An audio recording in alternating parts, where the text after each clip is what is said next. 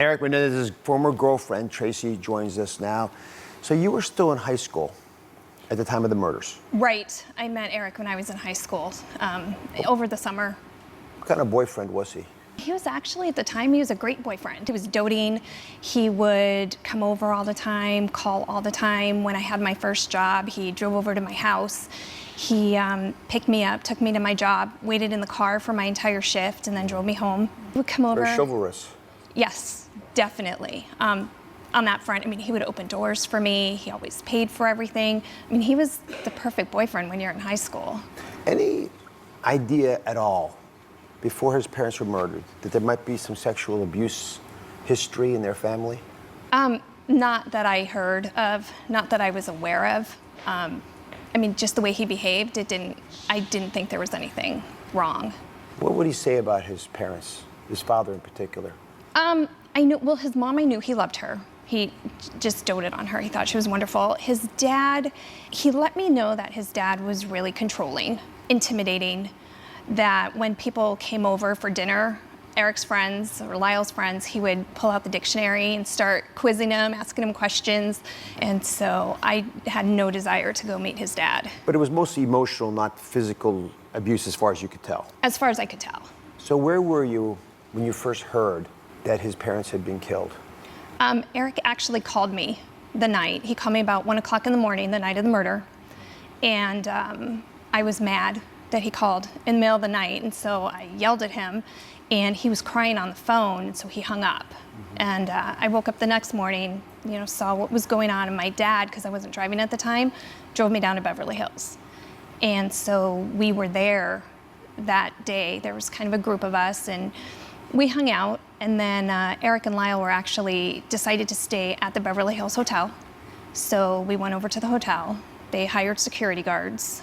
They each had bodyguards because they were afraid that the killers were going to come back and get them.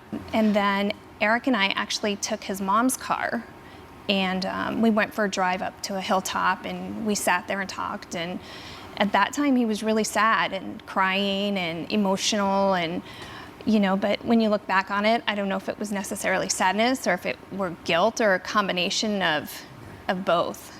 Did you ever suspect that Erik and Lyle had killed their parents? Did that ever cross your mind? No. I mean, we hung out. I was with them when they had their new apartment in Marina del Rey. They were perfectly normal. You know what I mean? It seemed like they were normal. And I had no idea. When did you start to worry that maybe Erik and Lyle did kill their parents? Was it the spending spree? What alarm set off for you? Well, the spending spree, I didn't really even notice that much, just because, they lived in Beverly Hills, they bought watches, and Erik bought a Jeep. So none of that gave it away.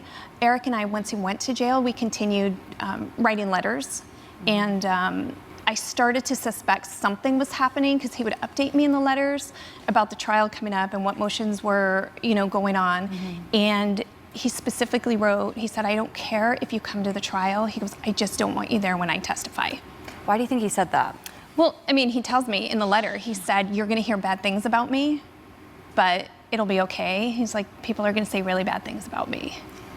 It came forward that he did murder his parents. How did it impact you coming to terms that your boyfriend was a killer? Back then, I don't think I knew how to process it. And still to this day, it's really hard to comprehend that someone I knew and trusted and loved could actually do that. But when you step back and you look at it, Erik was 18 and Lyle was 21. And they were grown men, and they had a choice. They could have left. This was a calculated choice that they made to go down, get guns, bring them home. I mean, in all of that time, neither one said, "Hey, you know what? We're driving to San Diego. Let's keep going. The border's not too far away." So you bring up a good point, because I know in the trial they're called the boys. They're referred as boys, but in reality, they were grown men. They're 18 and 21. They could have moved out. Right. They both had the option to leave. Have you stayed in touch with Erik? We will exchange letters every once in a while. In his letters, though, he's very intentional to make sure that he doesn't want to upset his wife. He's very mindful of being respectful to her. Are these the letters? Yeah, these are, here's some photos as well, but these are the letters that I have from Erik from the time of the murder, mostly while he was in jail before the final verdict in the second trial. You shared some of these letters, and just as I read through them, and you were 15 when you received them, you're now looking at these same letters as a more mature woman. What do you make of these? The one thing that stands out more than anything is that there's no mention of sadness. He's confident that he's getting out of jail in all of his letters. And he's never worried about it, and he never talks about his parents. This letter's dated, postmarked 3 October 1989. Correct. You're both very young. And this is a love letter to you. Right, it was about 5 weeks after the murder. Did it strike you as weird that he's making plans with you to go away? It's a love letter to you. Right. He's very passionate with you. Yeah, I mean, now that I look at it, it's kind of scary. And you would think that the way I look at it, if you were raped and molested and sexually and physically, psychologically abused to the point that you were driven to kill someone, I think 5 weeks after you committed that murder, you wouldn't be writing love letters and planning vacations and your future. It's interesting to me that nowhere after the murders, like I said, we drove around that day and he was really sad, and he showed sadness for about a week, and that was all. Like, he wasn't sad anymore. The photos that you showed of us by the Jeep, that was within a month of his parents being killed. And so life just went on. They had the Jeeps, he was playing tennis, life just went on. Do you think that Erik Menendez was sexually assaulted by his father?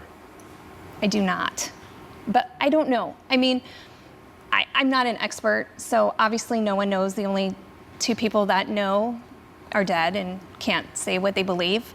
But something was happening in that house, but I don't know what it was.